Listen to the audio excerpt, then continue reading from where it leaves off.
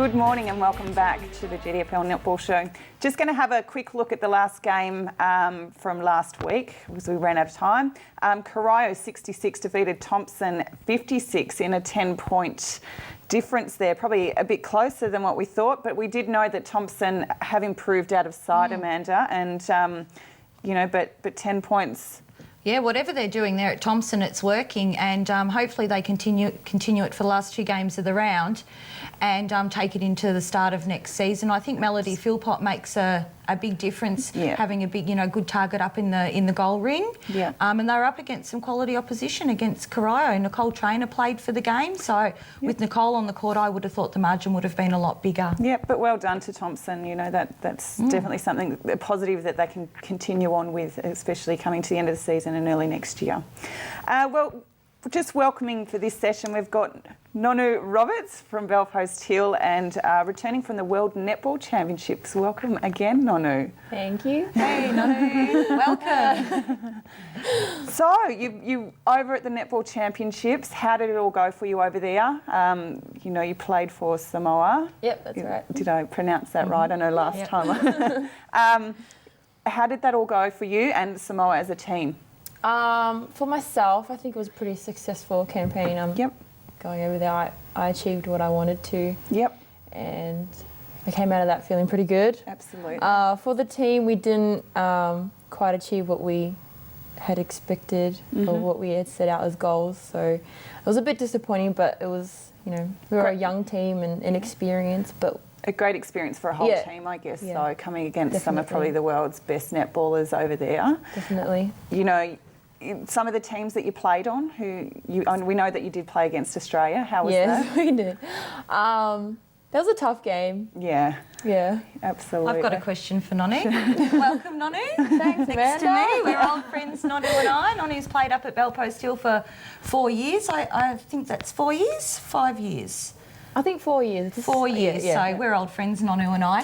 Yeah. I'd be interested to know what were your personal goals that you'd set yourself for the World Championships? I wanted to play a full game at goal defence. That was one of my fitness goals. Just to get as much experience as I could to, develop my netball skills. I mean, you're always learning when you're playing netball. Absolutely, absolutely.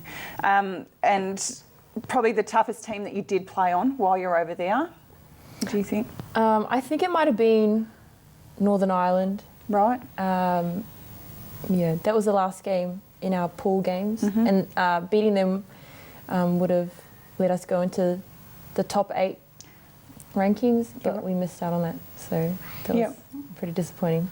Absolutely, but do you see yourself in the future going back to try and make the team again and continue on and get that more experience? Definitely, yeah. So when you're there, do you just pinch yourself when you get out on the court and you're lining up against Natalie Medhurst and Monty Gerard's out there? And I know how much that you love Monty Gerard, and we all do, and I love the way she plays as well. Do you just pinch yourself and go, oh my goodness? Yes, sometimes. When you just walk past them when you're having dinner or when you're having lunch, it's kind of like, you just walk past me sort of a feeling. But it's really good. They're really great girls, You don't expect them to be like what they are off the court, but Yep, so your toughest opponent? So individual opponent that you played on?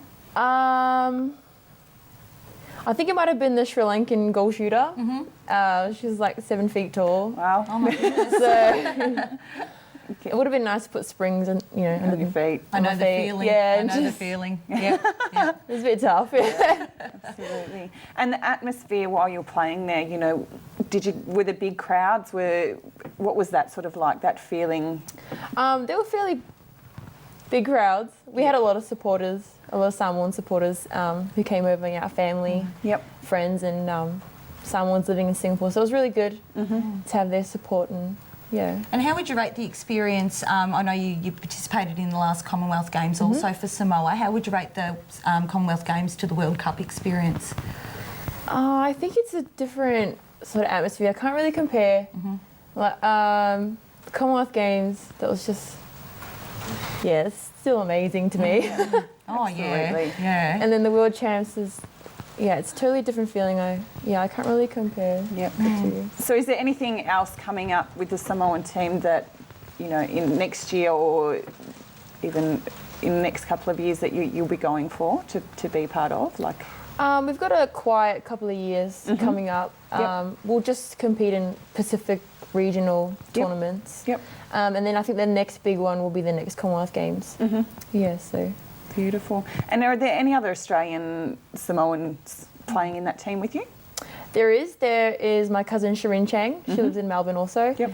Sepi Langi, she lives in Canberra. Yeah. And Elise Solese, she lives in Sydney. Right. But we're always looking for more girls to come and trial. I'm happy anytime they want to call me. Yeah, we can say you're part Samoan. I Just put it in there, reckon, for sure. Yeah. For sure. Now, I'd be interested to just, from a netballer's point of view, just to know how different the pace of the game is within that World Cup standard. How would you rate it, Formula 1 to 60 kilometres an hour, or how would you rate the difference? I think it depends on the team. When we came up against Australia, they were really fast paced. It's sort of, if you kind of lose a bit of focus, they sort of like go past you really quickly. And they've got a really quick paced game. Yep. Coming up against someone like Wales, for example, they play at the same pace as we do, so it's a little bit easier to challenge them. And so there is a whole range of from your elite to you know, and especially the style of play that the country brings. Like the Caribbean teams, they've got like a real aerial kind of a slow game. And then there's New Zealand and Australia, they're really fast paced and skillful. And, so.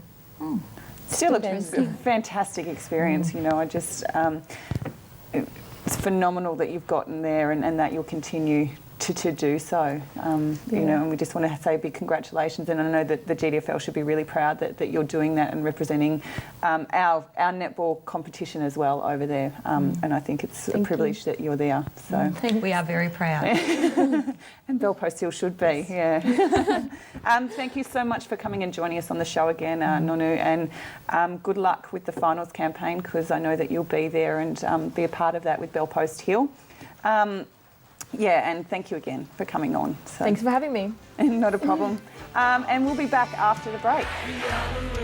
From all around your lawn, I'm here to tell you how football is strong.